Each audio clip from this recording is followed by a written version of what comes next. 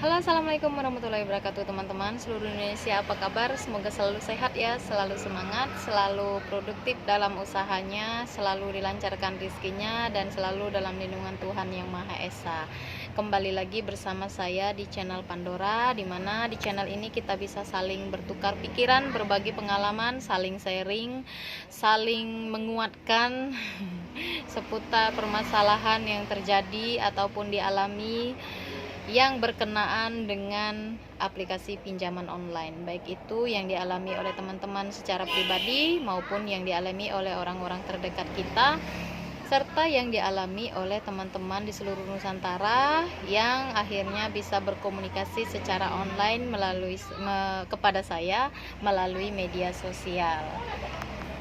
Channel ini juga mengupdate info-info terbaru mengenai seputar aplikasi pinjaman online ya. Jadi buat kalian yang memang kepo terhadap suatu pembaruan ataupun kejadian-kejadian terbaru yang berkaitan dengan aplikasi pinjaman online, wajib banget kalian subscribe channel YouTube ini. Dan buat teman-teman yang sudah subscribe, sudah dukung channel saya ucapkan terima kasih banyak. Dan buat teman-teman yang belum dukung dan support channel saya tunggu. Saya harapkan bisa subscribe channel YouTube saya demi kemajuan serta perkembangan channel ini ke depannya. Pada kesempatan ini saya akan mengangkat sebuah tema tentang seseorang rekan kita yang berdomisili masih di seputaran Pulau Jawa, dan ia sudah gagal bayar selama 1 tahun di aplikasi Dana Rupiah ya. Jadi dia ini udah gagal bayar 1 tahun di aplikasi Dana Rupiah, dan semenjak H+90 dia sudah tidak pernah mendapatkan teror lagi, sudah tidak pernah mendapatkan penagihan secara online lagi, baik itu secara email, pesan WhatsApp ataupun telepon. Dan permasalahannya sekarang itu adalah kenapa baru-baru ini dia kembali mendapatkan tagihan secara online, baik itu melalui email, melalui pesan WhatsApp ataupun melalui nomor telepon. Dan salah satu yang dia sharing kepada saya ini adalah tentang pesan WhatsApp ya. Jadi bunyinya itu kayak gini.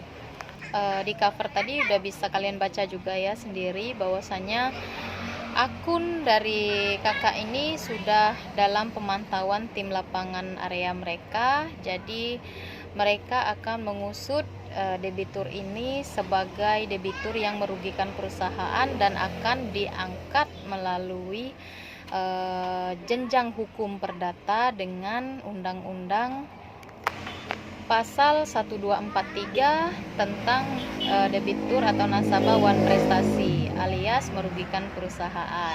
Dan tetap saja bunyinya sama seperti pesan-pesan WhatsApp yang sering sekali dikirimkan oleh tim lapangan ataupun admin perusahaan pinjaman online kepada nasabah ataupun debitur lainnya, seperti yang sudah pernah kita bahas bersama, yaitu apabila Anda tidak segera melakukan pembayaran paling lambat jam sekian gitu, maka tim lapangan kami akan segera turun ke alamat tempat Anda tinggal. Dan di pesan WhatsApp yang mereka kirimkan kepada debitur ini pun juga dicantumkan apabila memang hari ini si debitur ini bisa melakukan pembayaran atau secara lunas gitu, maka akan diberikan beberapa diskon, dimana diskon-diskon yang mereka berikan itu seperti pelunasan secara cicilan gitu, terus ada lagi penghapusan denda serta pelunasan diskon. Tapi ini tidak juga dijelaskan oleh pihak perusahaannya diskonnya seperti apa gitu kan.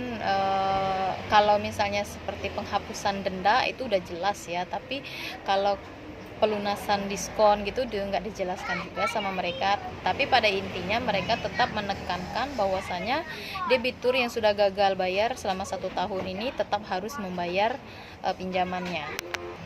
Kemudian oleh debitur ini pesan tersebut masih tidak ditanggapi alias masih dicuekin aja, dan dia pun mengirimkan pesan yang kedua, dimana pesan kedua ini lebih menekankan atau terdengar atau terbaca lebih mengancam, di mana mereka menyatakan bahwasanya apabila tidak ada respon sama sekali maka mereka akan mendatangi tempat kerja si debitur ini. Dan mereka mengancam juga untuk mengirimkan surat somasi gitu ke tempat kerja kakak ini dengan isinya ya sebagai tagihan atas pinjaman debitur ini kepada perusahaan mereka. Dan di poin terakhir dari pesan ancaman ini, mereka mencantumkan bahwasanya jangan sampai pesan atau surat somasi ini juga ikut bersarang ke semua kontak yang ada di handphone Anda. Jadi yang perlu kita bahas di episode yang sekarang ini adalah kenapa setelah gagal bayar selama 1 tahun tiba-tiba ada pesan atau penagihan online kembali dari pihak perusahaan. Sementara sudah jelas sekali aturan OJK itu menyatakan apabila memang sudah lewat dari H+90 maka proses penagihan secara online maupun offline itu harus dihentikan. Cuman konsekuensi yang harus diterima oleh debitur itu adalah nama dan data dia itu termasuk ke dalam blacklist BI checking. Di sini saya pun menyimpulkan ada 2 kemungkinan. Kemungkinan pertama, di sini kemungkinan nomor kakak ini atau debitur ini yang sudah didaftarkan kepada pengajuan aplikasi dana rupiah ini untuk mengajukan pinjaman ini masih disimpan oleh DC yang dulunya kerja di perusahaan dana rupiah. Bisa jadi DC ini sudah tidak bekerja di sana lagi, cuman dia mengambil kesempatan di mana dia masih menyimpan nomor serta alamat email dari debitur ini. Kemudian ibaratnya gimana ya, dia mengatasnamakan perusahaan tempat ia bekerja dulu untuk kembali melakukan penagihan kepada debitur yang gagal bayar. Jika memang perusahaannya sudah mengikuti ketentuan yang dikeluarkan oleh OJK, maka dari tim ataupun pihak perusahaan tidak akan pernah menagih lagi selama H+90. Setelah H+90. Tapi apabila memang masih ada terdapat tagihan, ini kemungkinan buruknya. Yang pertama itu adalah pesan tagihan yang diberikan oleh mantan debitur ya yang bekerja dulunya di perusahaan dana rupiah ini, ataupun 2 kemungkinan memang perusahaannya ini masih melakukan penagihan secara online tanpa memperdulikan ataupun secara sengaja melanggar ketentuan OJK. Karena yaitu pernah juga kita bahas bersama bahwasannya sekarang sudah banyak juga perusahaan pinjaman online yang gulung tikar. Gulung tikar bukan berarti mereka kolaps yang sebenar-benarnya. Bisa saja mereka kolaps, tapi proses penagihan tetap akan dilakukan. Mereka bisa gulung tikar itu karena apa? Karena terlalu banyak debitur mereka itu yang gagal bayar.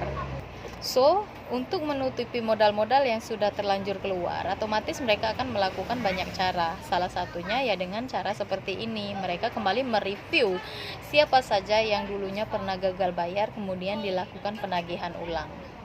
Bisa saya simpulkan bahwasanya penagihan ulang seperti ini sudah dilancarkan oleh pihak ketiga, bukan lagi oleh pihak perusahaan. Ibaratnya gini ya resikonya. Pihak perusahaan ini bekerja sama kepada pihak ketiga, di mana pihak ketiga ini bisa jadi DC lapangan mereka yang tidak terdaftar atau tidak terrekrut gitu oleh perusahaan mereka, atau cuman sekedar kerjasama tetapi nama mereka nggak ada di perusahaan mereka.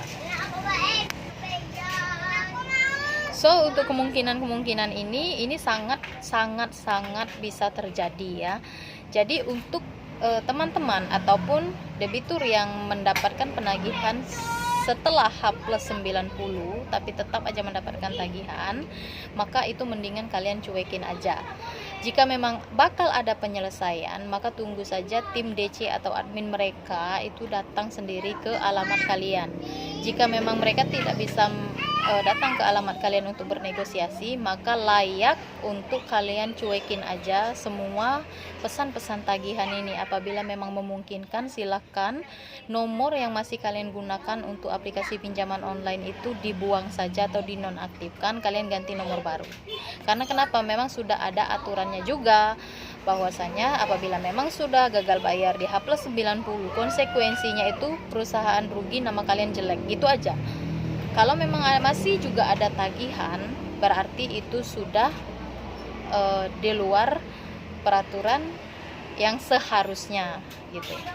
So bukannya saya membela kalian yang gagal bayar ya, bukan begitu, cuman tetap aja yang namanya hutang itu tuh harus tetap diselesaikan. Cuman apabila memang sekarang kondisinya kalian belum mampu, belum bisa untuk menyelesaikan itu semua, apa boleh buat, silahkan gagal bayar, tetapi mulailah di list dari sekarang yang mana dulu hutang-hutang kalian yang bisa kalian lunasi terlebih dahulu.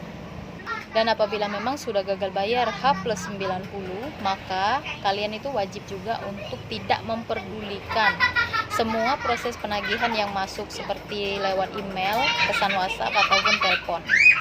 Karena kita menghindari kemungkinan-kemungkinan buruk yang akan terjadi.